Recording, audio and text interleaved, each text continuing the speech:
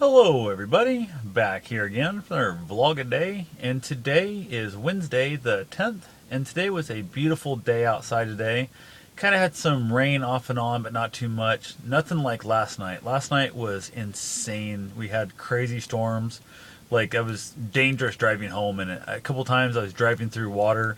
And at one point, it was so deep, my headlights actually were partly underwater in my car. Ridiculous. Different times hitting water. I hydroplaned once, didn't see it, and the car like almost turned completely sideways on the highway. Scared the crap out of me.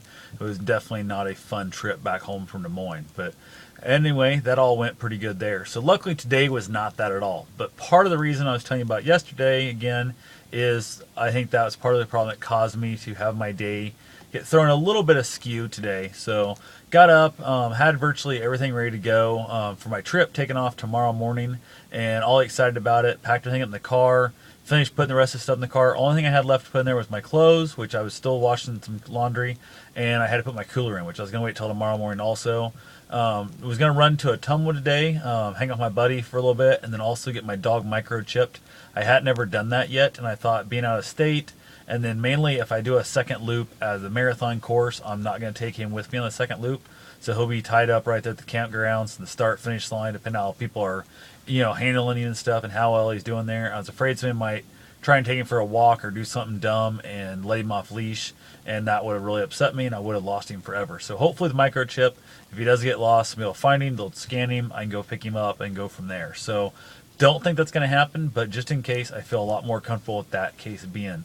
Got in the car, threw him in the car, went to take off, started the car up, hanging just fine. Put it in gear, nothing happened. Put it in reverse, nothing happened. Pull it all the way down to low, nothing happened. So I thought, well, linkage is out of it, no big deal.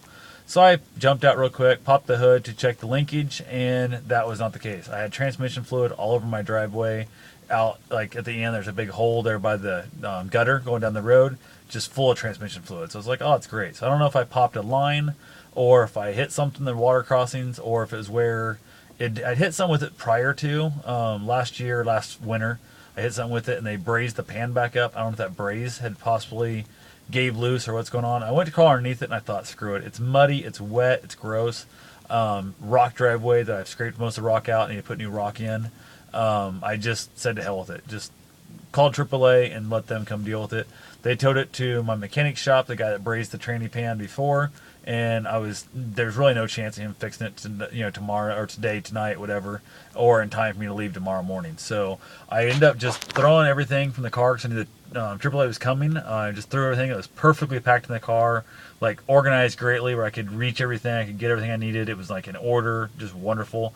To throw it all in my van quick as shit because I wanted to get to Ottumwa to get my dog microchipped and get that stuff done. So just basically very, very, very quickly threw it all into the van, got it into the van, headed up to Ottumwa. It went off without a hitch. Not a problem at all. Got there, saw the vet, super great guy, really easy going, microchipped him in no time. And then also went ahead and expressed his anal glands. Everyone should get some really smelly, stinky leakage, and he had done that before. Last time he had the leakage on me was when we camped out up at the motorcycle park, and I was in the van with him, and the smell was so bad I damn near threw up. Did not want that to happen again. So being stuck in that small of an area with him and that would happen, it would definitely be a bad thing. So plus he's going to my cousin's house, going to spend the night there tomorrow night, and don't want that happening there either. So went ahead and had that done. I know you can do it. They show online, you can like see videos. This place charges $6. I'm not sticking my finger in my dog's ass for $6. That's just a different level of commitment that I'm not willing to do for $6. Never going to happen. So definitely excited about that. I need to get him back up there. His rabies shots should be coming up here pretty soon for update. So I'll probably take him back to that place again. They're good people. From there, I went down, hung out with my buddy for a while, smoked a cigar with his dad. My buddy was working on his bathroom. There was a leak in one of the drain lines, so he's been playing with that all day. Just had a good time. Headed back home. I was going to meet up with a friend to go for a walk run. It was wet and gross out where we went, so it was only walk. There was no running involved. And then basically got back to the house here, kind of did a little organizing, some stuff I had to do, trying to update my TomTom, not my Garmin, TomTom in-car GPS, and am not having any luck at all with it. They're saying the code that I have, I've got a free lifetime updates. They're saying my code's no good and whatever and whatnot. Big giant pain in the butt. Just said to hell with it, gave up on it finally.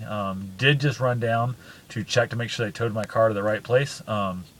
I didn't have an actual address. I took a picture of it, sent the tow truck driver in that. He's not from around here. He's from like an hour west of me because the shop here in town got pissed off. They wanted $3 more per tow, and AAA wouldn't give it to him. So, oh well, shit happens. So anyway, went ahead, had to another check, make sure it's in the right spot before I take off out of town for 4 days. That would really suck to find out my car was impounded or something for being put in the wrong location. So that got done great. All that's good. So getting ready to head back into the house.